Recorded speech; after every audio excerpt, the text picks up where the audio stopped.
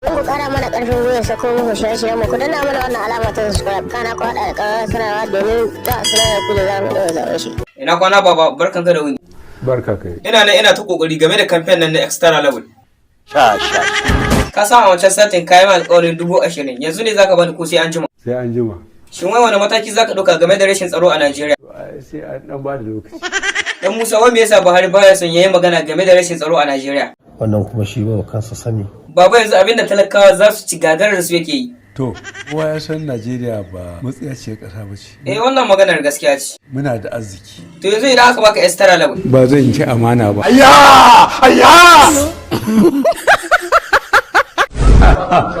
Daga baya kenan bari in gaya ma. Ya dan kombo Buhari zai zo campaign a gidan dan Kande. Babu ruwanmu da shi ba kare bin damu. Wai me yasa 'yan Najeriya ba sa son Buhari ya zarce extra level? Tsoron mutuwa ne.